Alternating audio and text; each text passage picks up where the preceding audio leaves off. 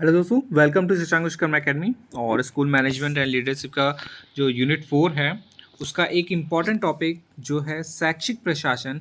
इसकी हम लोग को कुछ जिन्होंने क्या बोला है शैक्षिक प्रशासन के बारे में या डेफिनेशन है तो उसको देखेंगे। ठीक है, तो देखिए सबसे पहले मैं देखूंगा हेनरी फियोल का।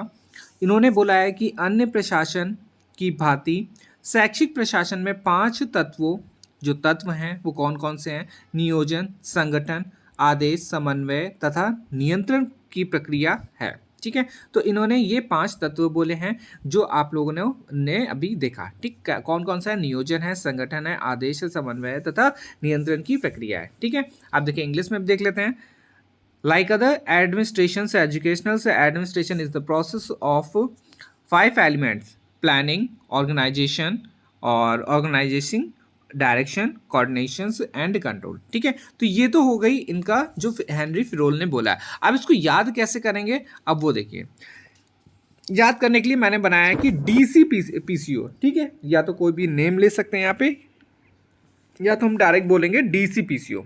तो डीसी आप लोगों ने नाम सुना होगा, बॉयज़ जानते हैं कि एक कार डिज़ाइनर है वो। ठीक है, तो उन्हीं का पीसीओ ही है, तो उन्होंने क्या करा, पीसीओ डिज़ाइन करा।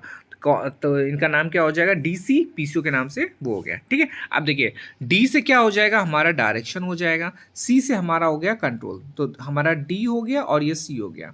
फिर इसके बाद पीसीओ, पीसीओ से याद रखिएगा प्लानिंग हो जाएगा, ऑर्गेनाइजिंग हो जाएगा और कोऑर्डिनेशन हो जाएगा। ठीक है, हिंदी वाले अब देखिए हिंदी वाले भी कर लेंगे।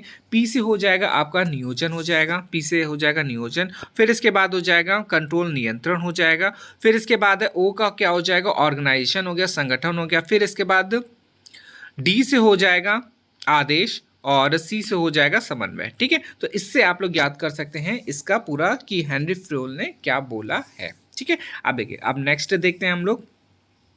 अब देखिए अब ये वाला क्या है, मैंने लिखा नहीं है कुछ भी, बट ये आपको एक ध्यान रखना है कि मैं जो भी वर्ड्स बोल रहा हूँ उसको बस ध्यान से सुनिएगा और मेरे ख्याल से आपको एक बार में याद भी हो जाएगा। वो जब आप एग्जाम में लिखेंगे तो वो लिख सकते हैं। ठीक है, आप देखिए इनकी पहले डेफिनेशन देख लेते हैं इन्होंने क्या बोला है कि ब्रूक एडम के अनुसार शैक्षिक प्रशासन में अनेक को एक सूत्र में बांधने की क्षमता होती है। फिर इसके बाद बोला है कि शैक्षिक प्रशासन परस्पर विरोधियों तथा सामाजिक शक्तियों को एक संगठन में इतनी चतुराई से जोड़ता है कि वे सब मिलकर एक इकाई के समान कार्य करते हैं। ठीक है, तो educational administration is the capacity to coordinate many and often conflicting social energies in a single organisms or so jointly that they shall operate as on unity। ठीक, अब देखिए इसको याद कैसे करना है वो देख लेते हैं। अब देखिए आपने सुना होगा एडम ब्रिज, ठीक है, या तो राम सेतु सुना होगा। तो ब्रिज अगर हम उसको सपोज कर लें कि कोई एक ब्रिज है लकड़ी का, ठीक है, लकड़ी और रस्सी से कोई एक ब्रिज बना है। ठीक, अब सपोज करते हैं ये हमारी एक ब्रिज हो गया और ये हमारी लकड़ी हो गई और यहाँ पे ये रस्सी से बंधा है। ठीक है, ये रस्सी से हमारा बंधा है। ठीक, तो ये क्या है, ये एक पैटर्न है, एक फॉर्मूले की तरीके से हो रहा है कि ये हमारा ये है, इस फॉर्मूले से ये बंधेगा, ये फॉर्मूले से ये फॉर्मूला ये, तो एक पैटर्न है।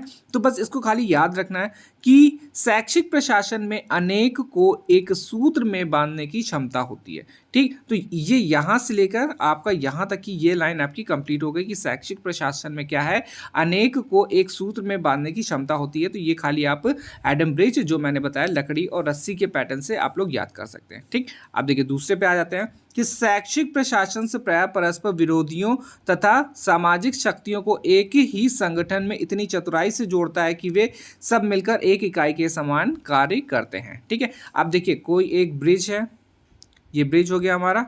ठीक है, अब एक तरफ रहते हैं विरोधी, तो वी से मैंने डिनोट कर दिया, और दूसरी तरफ रहते हैं हमारा समाज है। ठीक है, तो क्या हो गया कि एक तरफ विरोधी हो गए और एक तरफ समाज हो गए, तो हमारा हुआ शैक्षिक प्रशासन प्राय विरोधियों तथा सामाजिक शक्तियों को एक संगठन में इतनी चतुराई से जोड़ता है। तो ये हमारा जो पुल है इन दोनों को क्या करता है, जोड़ता है। ठीक है, अब जोड़ता है कि वे सब मिलकर एक इकाई के समान कार्य करते हैं। अब देखिए सपोज करिए कि दोनों ग्रुप से एक यहाँ पे कुछ बनना है, तो दोनों ग्रुप से आधे आधे लोग आके बनाते हैं। ठीक है, तो ऐसे आप लोग याद करेंगे तो जल्दी याद हो जाएगा। अब देखिए अब इसको देखते हैं फिर से एक बार कि हमारा इसकी डेफिनेशन क्या हुई कि एडम आया, एडम ने तुरंत याद आएगा तो एडम से तुरंत याद आ जाएगा ब्रिज, और ब्रिज से याद आएगा कि एक सूत्र में बांधने की क्षमता हो गई, सूत्र में बांधने की क्षमता हो गई तो ब्रिज बना, ब्रिज में एक तरफ विरोधी रहते हैं, एक तरफ क्या हो जाएगा हमारा सामाजिक, फिर इसके बाद दोनों को जोड़ने की क्षमता, ठीक है, दोनों को जोड़कर एक इकाई के समान कार्य करने को कहते हैं या फिर करते हैं, ठीक है। तो ऐसे आप लोग याद कर सकते हैं, ठीक। चलिए मिलते हैं नेक्स्ट।